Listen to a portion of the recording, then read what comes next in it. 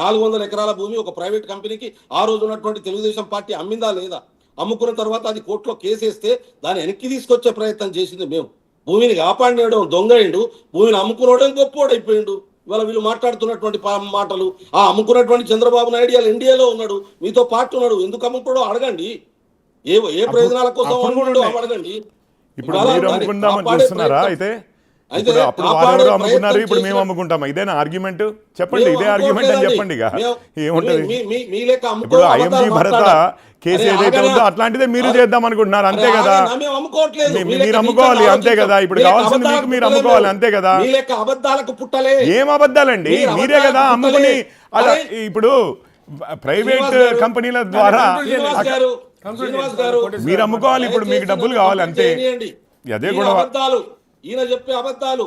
ఇవాళ లక్షల ఎకరాల భూముల్ని బడా పారిశ్రామికవేత్తలకు అడుగులను అప్పచెప్తున్నటువంటి పారిశ్రామికవేత్తలు కాదా? బడా పారిశ్రామికవేత్తలు కాదా? కిరాణా షాప్ నడిపించుకునే వాళ్ళ మీరు ఇద్దాం అనుకున్నది ఈ 400 ఎకరాలు ఎవరికి ఇద్దాం అనుకున్నారు? బడా పారిశ్రామికవేత్తలు కాదా? బడా పారిశ్రామికవేత్తలు కాదా అండి? దేశీయ విదేశీ బడా పారిశ్రామికవేత్తలు ఇద్దాం అనుకున్నారు కాదా? మీరేం చేద్దాం అనుకున్నారు? మీరు ఏం చేద్దాం అనుకున్నారు? అందులో మీరు ఏం చేద్దాం అనుకున్నారు? మీరు అమ్ముకుని మీరు ఆ డబ్బులు తీసుకోవాలనుకున్నారు, అది మీకు అడ్డమైంది ఇప్పుడు, అంతే కదా? వారు అంతకుముందు ఎప్పుడు ఎట్లయితే చేసారో మీరు అదే చేస్తున్నారు కదా. ఇప్పుడు మీకు ఎందుకంత కోపం వస్తుంది? మేము బడా పారిశ్రామికవేత్తలకు అమ్ముతున్నాం, మీరు వాళ్ళకే కదా, చిన్నోళ్ళకి అమ్మొచ్చు కదా అంటుండు. చిన్నోళ్ళకి అమ్మొచ్చు కదా, అమ్మకం గురించి మాట్లాడుతున్నారు. మేము బడా పారిశ్రామికవేత్తలకు అమ్ముతున్నాం, మీరు బడా ఎందుకు చిన్నోళ్ళకి అమ్ముకోవచ్చు కదా అంటాడు. నేను ఒకటే మాట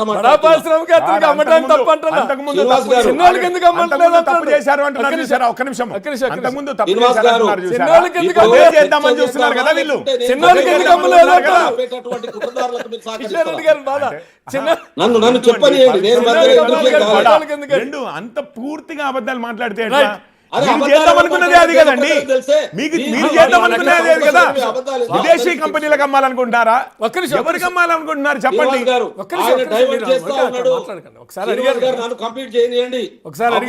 గుట్టలు నమ్మినటువంటి దొంగలు ఎవరు? అదానికి అప్పచెప్పినటువంటి వాళ్ళెవరు? ప్రభుత్వం నిర్మించినటువంటి FCI గోడౌన్లు అమ్మిన దొంగలు ఎవరు? అప్పచెప్పినటువంటి దొంగలు ఎవరు? ఇవాళ మొత్తం మహారాష్ట్రలో, ఛత్తీస్గఢ్లో, ఒరిస్సాలో లక్షల ఎకరాల భూముల్ని మైన్స్ ని తీసుకొచ్చి బడా పారిశ్రామికవేత్తలకు అప్పచెప్తున్నటువంటి దొంగలు ఎవరు? 283 కదా అసలు తీసుకొచ్చి మీరు 4 రోజులు అయితే సింగరేణిని కూడా పనిచేయమని చెప్తారు. మీరు సింగరేణిని కూడా పనిచేయాలని అంటున్నారు. సింగరేణిని కూడా ఇంతకుముందు పివి గారు చెప్పారు, సింగరేణి కూడా కోల్ మైనింగ్ అని అంటే అక్కడ కూడా చెట్లు ఉంటాయి కదా అని చెప్పి. ఏం మాట్లాడుతున్నారు మీరు? ఏం మాట్లాడుతున్నారు?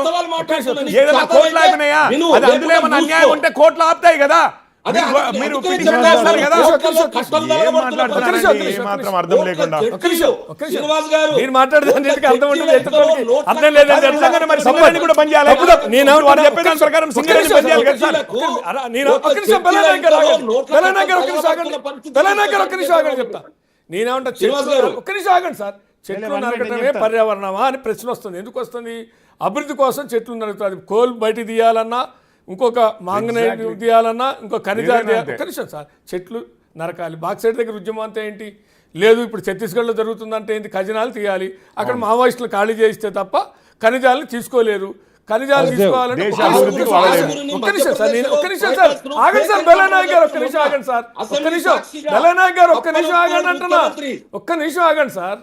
నేనేమంటున్నా అంటే, ఎక్కడైనా ఉద్యమాలు ఉంటాయి, ఉద్యమాలను చూసి వెనకడిగేస్తే అభివృద్ధికి ఖనిజాలు ఉన్నాయి ఛత్తీస్గఢ్లో అని. ఖనిజాలు తీయాలంటే చాలా కాలంగా అబుజ్మాడికి ఎవరు ప్రవేశించలేని పరిస్థితి. అక్కడ చాలా విలువైన ఖనిజాలు ఉన్నాయనేటువంటిది ఒకటి.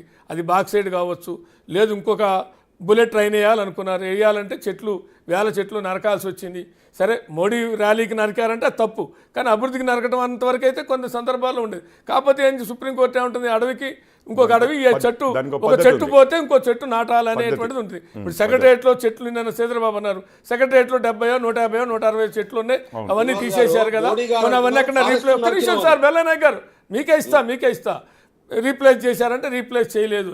నేనేమన్నా చెట్లు నరకటం అనేదే నేరం అయితే అది ఎప్పుడు ఎక్కడ నరకలేరు.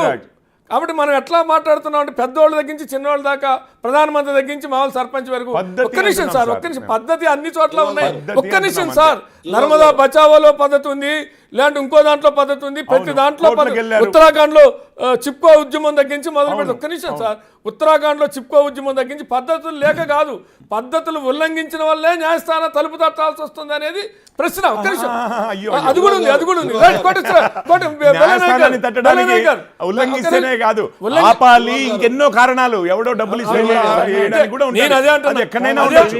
నేను అనేది అదే అంటున్నా, మా న్యాయస్థానం దగ్గర final గా అదే ఏం అంటున్నా, చెప్పింది? గుజరాత్ లోనో బీజేపీ పాలిత రాష్ట్రాల్లో అభివృద్ధిని అడ్డుకోదు కానీ కోర్టుకు పోతున్నారు, మిగిలిన చోట్లేమో పర్యావరణ కాపాడడానికి కోర్టుకు పోతున్నారు అనే ఇంప్రెషన్ తప్పు అంటున్నారు. సార్, ఎన్విరాన్మెంటల్ ఇంపాక్ట్ అసెస్మెంట్ వాళ్ళు చేసి ఉంటే కోటేశ్వర గారి దగ్గరికి పోతారు. సరే, ఎన్విరాన్మెంటల్ రైట్, ఇంపాక్ట్ బెల్లయ్య గారు కంక్లూడ్ చేస్తే కోటేశ్వర గారు అంటే ఎవరు ఇంప్రెషన్ వాళ్ళకు ఉంది పొలిటికల్ గా, పర్యావరణాన్ని కాపాడుతున్నారు, మేము కాపాడుతున్నా, ఎదుటోళ్ళు ధ్వంసం చేస్తున్నారు, శ్రీనివాస్ గారు, మేము అభివృద్ధి చేస్తుంటే అడ్డుకుంటున్నారు, ఈ రెండే నడుస్తున్నాయి అంటున్నా. బెల్లయ్య గారు, శ్రీనివాస్ గారు, వీళ్ళకి అబద్ధాలకు పుట్టిండని ఎందుకు అంటున్నా అంటే 1,75,000 కోట్ల 2G స్కామ్ చేసిందని ఒక ఫేక్ మూవ్మెంట్ ను క్రియేట్ చేసి దేశమంతా కాంగ్రెస్ పార్టీని బదనాం చేసి అధికారంలోకి వచ్చినటువంటి వాళ్ళు. ఆ అన్నా హజారే ఎటుపోయిండు, ఆయనతో పనిచేసిన ఆర్ఎస్ఎస్ బీజేపీ వాళ్ళంతా గవర్నర్ అయి ఇవాళ రాజ్యాలు వెళ్తున్నటువంటి పరిస్థితి ఉంది. ఒక ఫేక్ మూవ్మెంట్. మీరు కొంచెం సేపు అయితే ఈవెన్ రేవంత్ రెడ్డి గారు పైసలు తీసుకుని బ్యాగ్ కూడా తీసుకెళ్ళలేదు అని అనేటట్టున్నారు. సరే, కానివ్వండి. 10 ఏళ్ళు అయింది అని చెప్పేసి ఏం మాట్లాడుతున్నారు? అది CAG రిపోర్ట్ కదండి, ఆయన అది CAG రిపోర్ట్. ఆయన ఏం మాట్లాడతారంటే ఎట్లా? రైట్, కోటేశ్వర గారు, మీరు చెప్పలేం కదా ఆయన ఏం మాట్లాడాలనేది.